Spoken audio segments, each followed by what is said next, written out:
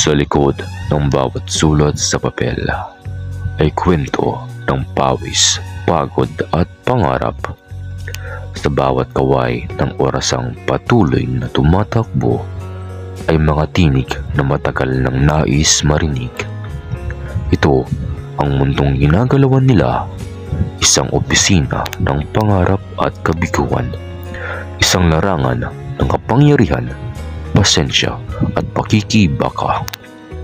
Ito ang Office of Air, hatid sa inyo ng BSIT Productions Radio Drama. Hanggang kailan tayo magpapakamartir? Pinuputol nila ang oras natin, pero pareho pa rin ang trabaho. Hindi na sapat ang sahod ko sa gastusin ng anak ko. At ano naman ang ginawa nila sa mga makina? Kung hindi ako nakaiwas, putol na tong kamay ko. Alam niyo bang nilalabag nila ang batas sa paggawa?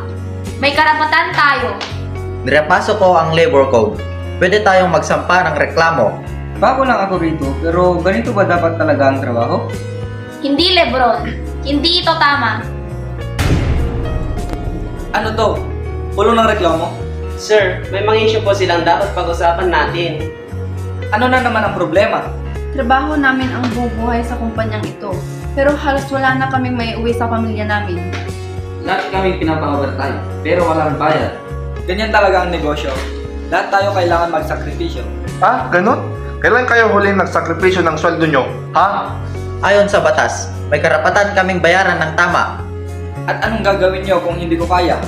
Gusto nyo bang magsara ang pabrika? Gusto namin igalang mo ang mga empleyado mo.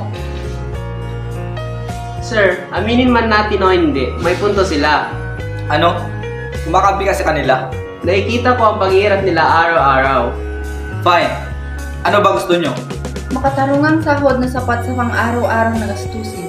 Kailangan ng inspeksyon sa mga makina at mas mahigpit na safety measures. Bayad na overtime. Hindi yung binabaliwala lang ang dagdag na oras namin. Kontratang patas sa magkabilang panig. At tamang training para sa mga bagong empleyado. Hindi yung basta na lang sila ipapasok sa trabaho.